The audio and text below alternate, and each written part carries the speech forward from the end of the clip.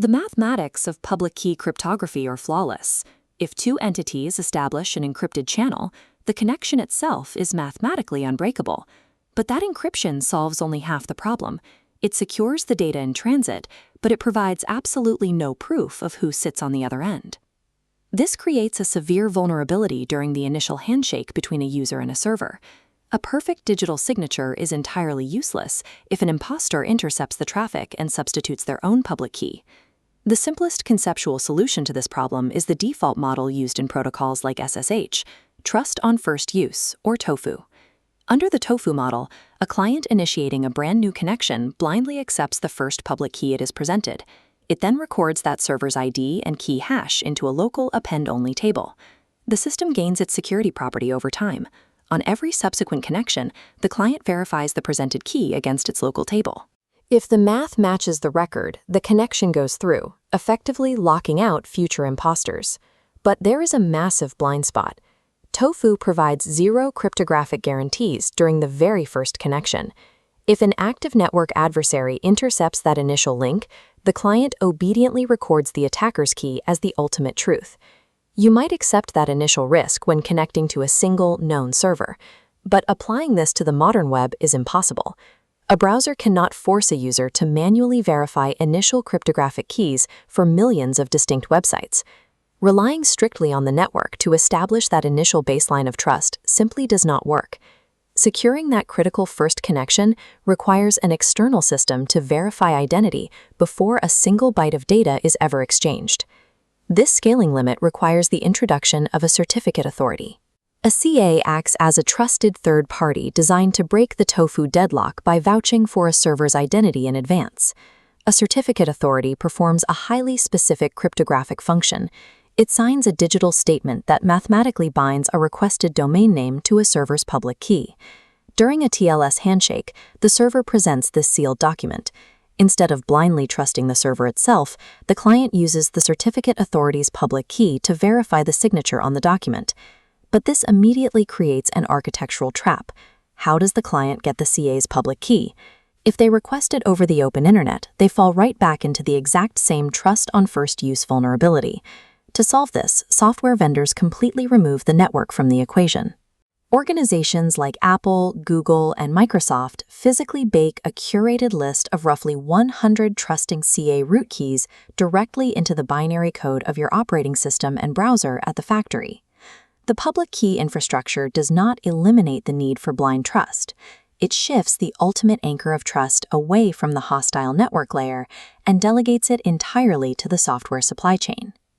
For this infrastructure to hold, it relies on an absolute rule known as name binding. A cryptographically perfect certificate is immediately invalid if the embedded subject name string does not perfectly match the exact target requested by the client. Because the protocol relies on strict, literal string matching, threat actors exploit human visual processing. They execute homograph attacks, registering deceptive domains that look identical to human eyes, perhaps swapping a Latin A for a Cyrillic A, while remaining technically distinct to a machine. Certificate authorities issue mathematically valid certificates for these deceptive domains because their mandate is narrow. They strictly validate technical control of a routing address. They ignore the organizational legitimacy or the human intent behind the request. When strict protocol logic detaches from user intent entirely, we see systemic failures at the network layer.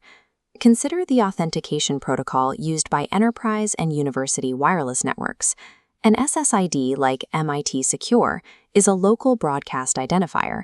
It is not a globally registered DNS domain. Because of this, a public certificate authority cannot issue a valid certificate bound to the network's name. When a laptop initiates a handshake with the university's Radius server, the server responds with a certificate bearing a complex internal machine name. The user expects to connect to MIT Secure, but they receive cryptographic proof for an internal string they cannot accurately verify. Faced with a broken name binding, the operating system gives up on the rigid logic of the public key infrastructure. It silently drops its defenses and degrades back into the trust on first use model, blindly accepting the unknown certificate and caching it locally. This opens a direct avenue for exploitation. A proximity attacker can simply broadcast an identical SSID and present their own certificate during that initial handshake. With the cryptographic name check bypassed, the device readily hands over the user's enterprise credentials. The cryptography itself remains sound, but whenever mathematically verified names detach from unambiguous user intent, the protocol invariably degrades back into an exploitable state. Operating this system at the scale of the global internet forces certificate authorities to address a massive logistical problem. How do you definitively prove a requester actually controls a domain name without relying on slow, manual human verification? The industry solved this by automating issuance through the ACME protocol, championed by entities like Let's Encrypt. This system establishes trust through a cryptographic challenge. When a server requests a certificate, the CA generates a completely random value, called a nonce, and transmits it to the requester. To pass the challenge, the server must place that exact nonce at a standardized HTTP endpoint on the requested domain. The CA then queries that specific URL. If the correct nonce comes back, ownership is mathematically verified. Validating from a single point, however, introduces a severe structural flaw. An adversary who compromises local BGP routing or a DNS server could easily intercept the CA's incoming validation request and spoof the response, tricking the CA into handing over a legitimate certificate. To defend against local routing hijacking, automated systems utilize multi-perspective validation. Instead of sending one request from a single location, the central CA deploys distributed validator nodes across disparate geographic regions. These nodes simultaneously query the server's endpoint.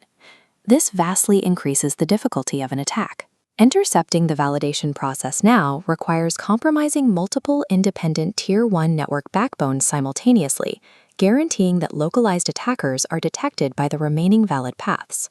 Modern PKI secures digital identity not through subjective organizational vetting, but by demanding an automated, verifiable proof of routing consensus across the global internet. A robust issuance process still leaves one final systemic threat vector. If a server's private key is stolen or a CA misissues a certificate, that mathematically valid certificate becomes an active weapon. The industry's first attempt to manage compromised keys was the Certificate Revocation List, or CRL, where CAs publish centralized databases of every invalidated key. The operational costs were staggering. Forcing browsers to download infinitely expanding databases introduced massive bandwidth spikes. Furthermore, because clients only refreshed lists periodically, attackers retained wide cache windows to exploit stolen keys. To solve the caching delay, engineers deployed the Online Certificate Status Protocol, or OCSP. This protocol let browsers query a CA in real time for a specific certificate status. By fixing the caching issue, OCSP destroyed performance and privacy.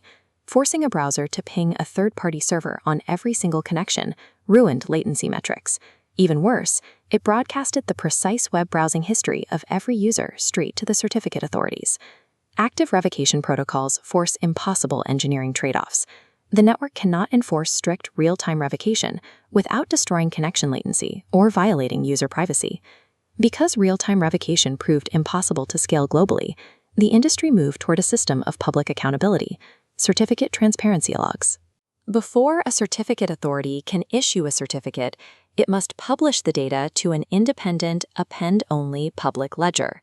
The ledger issues a signed certificate timestamp, which the CA embeds into the certificate payload. Modern browsers aggressively reject any certificate lacking this public receipt. This shifts the entire defensive posture from prevention to detection. Because every valid certificate is entirely public, organizations automate continuous audits of the global log, ensuring they catch unauthorized domain issuance the second it occurs. To pair with this transparency, the industry enforces aggressively short certificate lifespans. Validity periods have dropped from multiple years down to 90 days, with infrastructure moving rapidly toward a maximum lifespan of just 7 days.